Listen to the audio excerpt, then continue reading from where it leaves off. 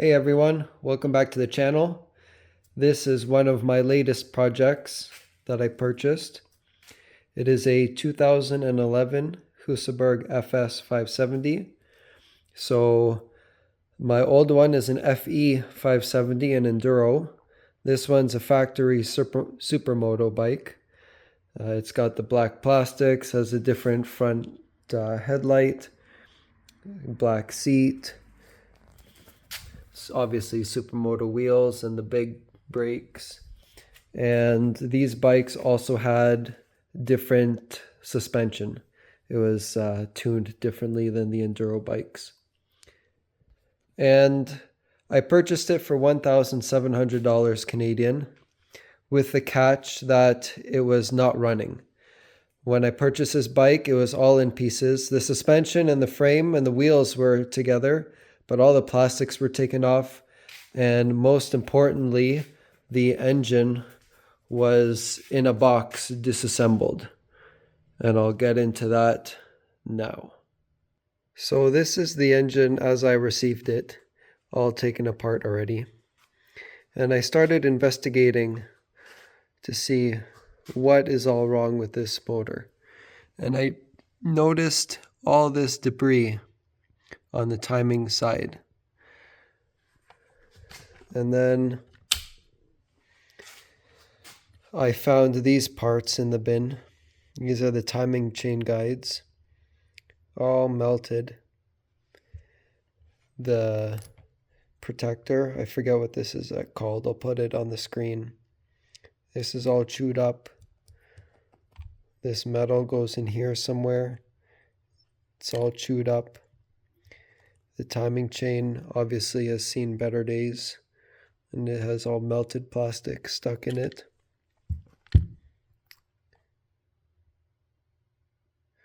This. So obviously the timing chain had way too much slop in it. And then I started looking at the cylinder head. Now I already took one valve out to do some investigation, but you can see that the valves are bent. It's not seated properly. Here is the one valve that I took out. You can see that's not right. But when I look at and the reason I took it out is to check the valve seat, and everything looks okay there. It doesn't look damaged. And then the piston, look at the piston and you can see there it made contact there. On all the corners, the valves made contact with the piston. So then I saw that and it's like, well, is the connecting rod bent? Now, visually, the connecting rod doesn't look bent. Side to side play is all within spec. And the crankshaft rotates perfectly fine. So I think I'm okay there.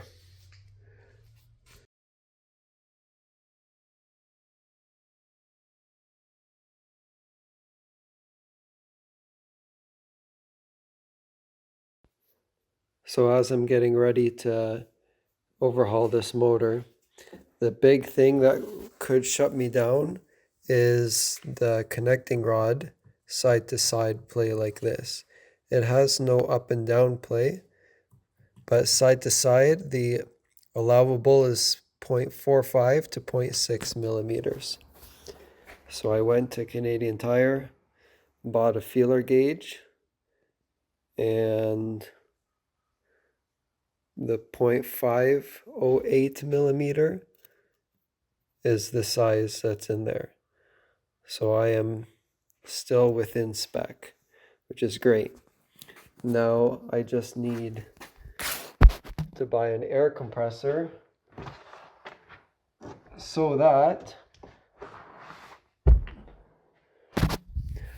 all of this black crud in here I can clean out with brake clean and shop air.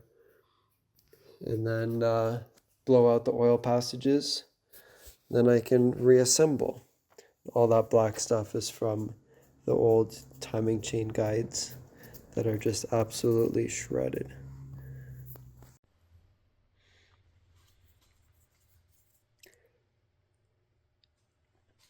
And so I've got the cylinder re-honed already. It needed just a light hone. So it's got nice cross-hatching in it. Didn't need to be replated. I have my box of parts here. I've got gaskets, a new OEM piston,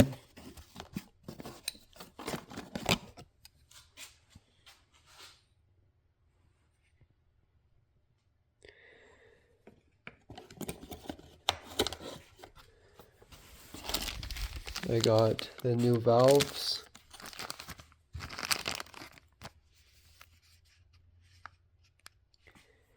and used but good timing chain guides. So now it's time to put all this back together. So I've got all the valves out, and obviously the exhaust ones are bent, but the intake ones look pretty good. But the thing is they made contact with the piston.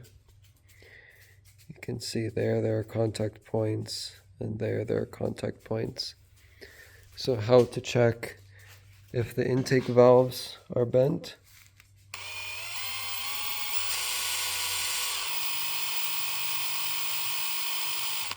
Yeah, they're bent. So new valves going in. So I took all the old valves out. They're there. And I put new intake valves in. No, exhaust valves in. Then I went to go do the intake ones, and I noticed, what the heck is that? Big old crack there. And then there's one on this side too. So then I thought, okay, let me slide the rocker arm in and see if it goes in. But notice it doesn't line up properly. So then I took it out, plopped it in the drill.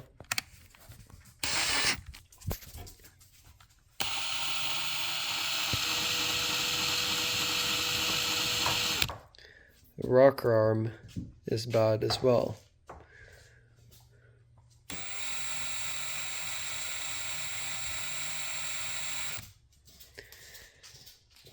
Add more parts to the list.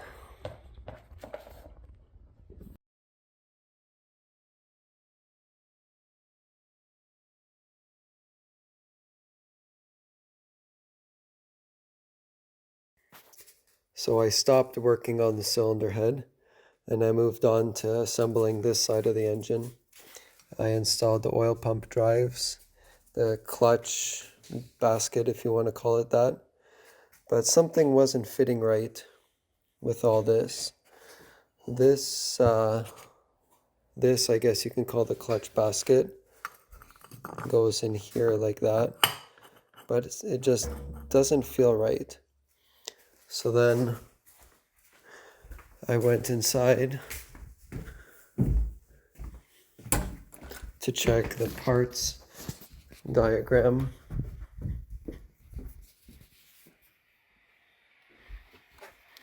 And so in between this and this, there's supposed to be like a washer, number 4. That's a stop disc, and I'm missing that. So I have to check everything with this build. So I'm continuing work on the 570 project, and I just received this in the mail. This is a washer, a stop ring it's called, that goes between this clutch basket and this one.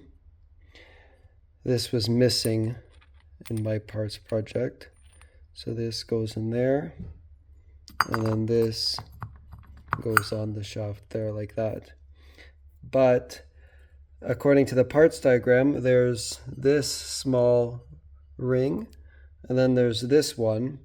But if you look, this one is not flat, it's like a spring almost.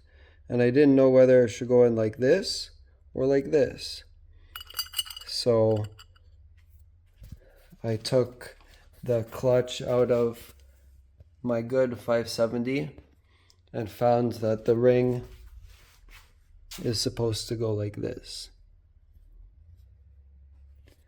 So now I'm reassembling the clutch, and then I'm going to move on to assembling the rest of the motor. So a further video on the cylinder head.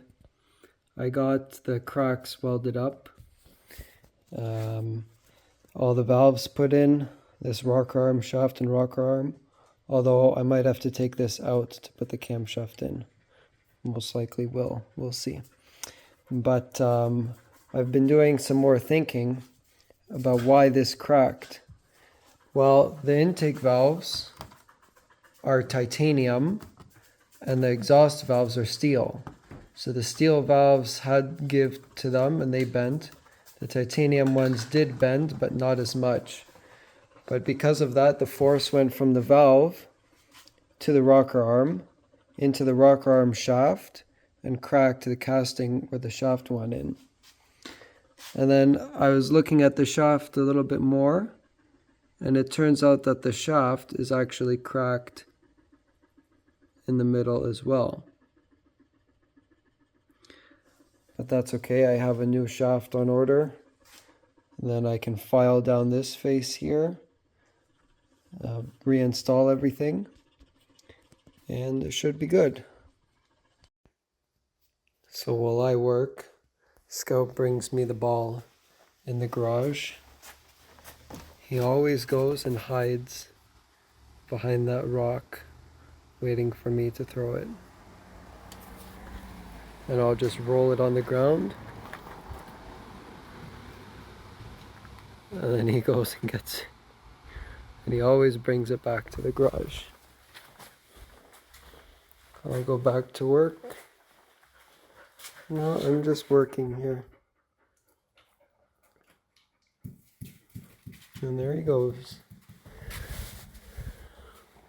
And just repeat over and over. There he is by the rock.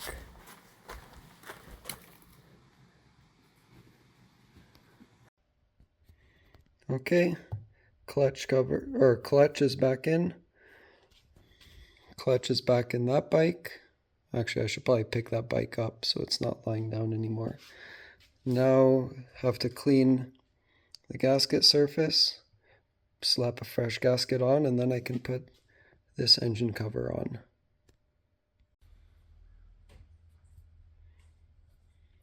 So I got the outer engine cover on and the clutch cover on.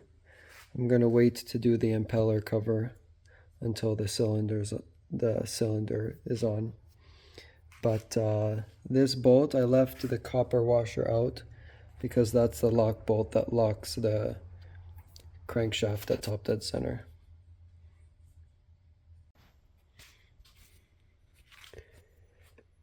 Starter is back on. Timing chain guides are on. Timing chain is in. Cylinder is in. Piston's in. Cylinder head is bolted on. The flywheel is not screwed on all the way because I want to verify that the timing chain is sitting in there nicely once I put the cam on. And additionally, there's this sensor here. That's the ignition pulse something. The plastic on it is cracked and a little bit loose, so I'm going to replace this with a new one before I bolt the flywheel on for good. So next is going to be to put the camshaft in. To put the camshaft in, I'm going to take the rockers out and I'm going to set it at top dead center, or the piston's already at top dead center, but I'm going to time it and then put the rockers back in and finish assembling the cylinder head. Cam is in. I rotate it as much as I can until the chain is tight. There's the timing mark there, lined up with the timing mark on the head. So that's perfect. I got the retainer in. It's bolted down snug. Now time to put on the rocker arms. And a small tip, one end of the rocker arm shaft is threaded. So I just take the valve cover bolts, I thread them in there, and then you have a nice holder that you can use to thread the rocker arm shaft in. This one I've done already. It's not bolted in. Now I'm going to do this one next, then bolt them in, and that should complete the head. And this is where I'm ending off for today. I took the flywheel off to verify that everything is kosher here with the cam chain, and it is.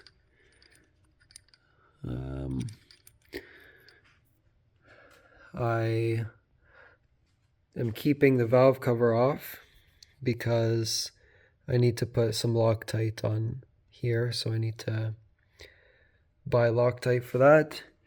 This won't go on until this is replaced. This is a better view of how cracked it is. I put the oil line on that goes from the head to the transmission, I guess. And lastly, I put the water neck on here. So one more session and this should be all put back together. And we're back on the engine, working on the head again. I just got my valve shim kit. My dad sent it to me from the parents' house because I forgot it when I moved. But the valves are lashed. Got the proper shims in there. Now I'm going to tighten everything down, tighten up the head bolts to the proper torque, and then put the valve cover on. And this is where we're ending off today. I have the cylinder head all torqued down, head bolts torqued, all the other bolts torqued. Put the valve cover on. So that's done. Timing chain tensioner is in. I used the package is in here. It's a Dirt Tricks timing chain tensioner because I don't trust the OEM tensioners. They're prone to failure. On my, not that one, that's a 570. On my 450, it was starting to fail and clicking. And I think ultimately that's why this motor failed, because the timing tensioner failed. And there was slop in the timing chain, and that caused the interference between the valves and the piston. But all these bolts on the timing chain tensioner guide, the timing chain guide, and the protector are torqued down. But I'm not proceeding any further with this until I receive the pulse coil in the mail. I have it ordered already, waiting for it to arrive. Then once that's on, I can bolt on the flywheel, put the ignition cover on, and that wraps up the motor rebuild.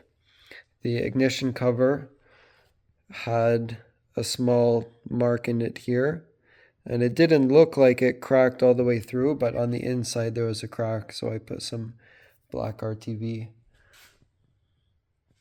on there just in case. I got this surface all cleaned up nice and smooth. This one all cleaned up nice and smooth, ready for the new gasket. Almost done.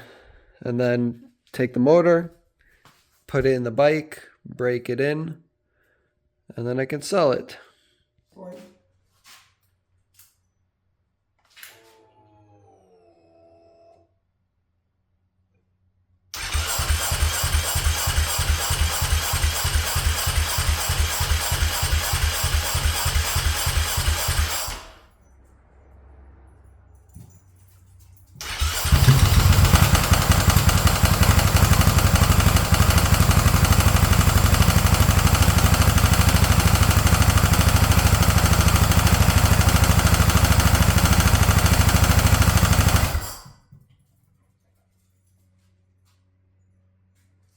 Okay, it runs, but there's a very bad knocking.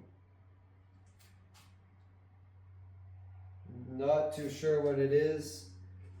Didn't seem to build oil pressure. So I shut it off. I'll let it sit for a little bit and then try again. I'll check the oil level again.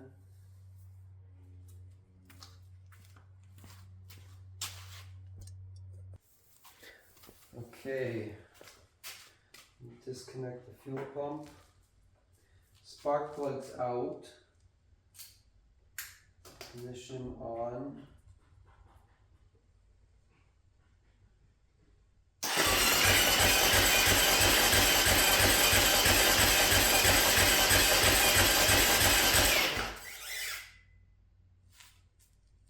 Oh yeah, it's still in gear. But everything sounded fine there.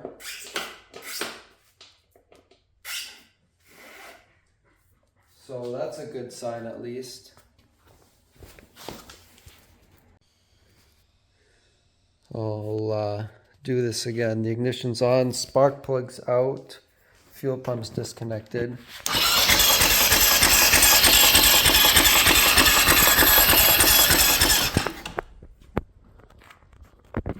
I don't know where I was filming there. I'll do it again.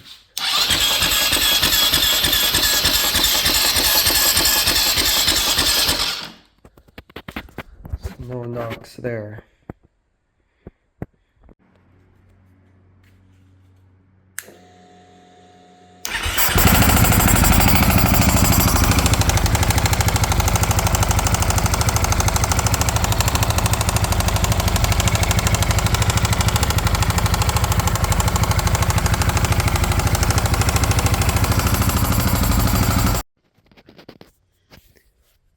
Okay, so this is the next day, continuing work on the Husaberg after the failed startup yesterday. Not completely failed, but... So I did some thinking, and when I rolled the motor over by hand, everything sounded fine. When I cranked it without fuel, it sounded fine. I didn't hear any knocking noises. So piston to valve contact, I don't necessarily think that's the case, but can't rule it out. Anything's a possibility. At the end of yesterday, I was getting the pulse generator coil error again. So I decided to put the factory one back in, the damaged one. On Rocky Mountain ATV, it lists the same part number for 390, 450, 570. But from the eBay listing that I bought it from, Ozark Rider, I think it was, it listed only 390 and 450. So I thought, could it be like spark knock or pinging, something along those lines? I don't think it's that either because it sounded too violent to be that. But I'm not very experienced in this, so might as well try that. When I took off the ignition cover, everything looked okay in there. There wasn't any excessive, or there wasn't any debris, anything in there. It was nice and clean. I'm not going to drop the oil yet. I'm going to roll it over right now, see how it sounds, try to start it. And if it's still knocking, then I'll drop the oil and see if there's any debris in there.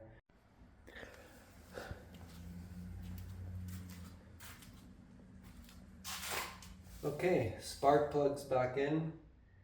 The ignition cover obviously on. I'm going to plug the fuel pump back in and fire it up, see if there's any change. Key on, ignition on.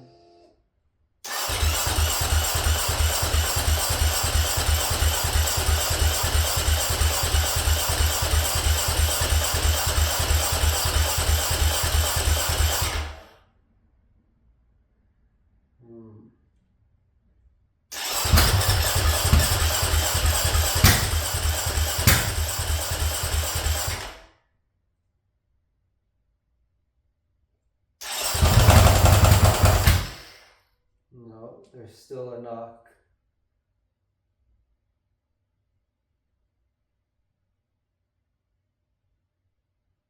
And I have a code for the pulse generator coil.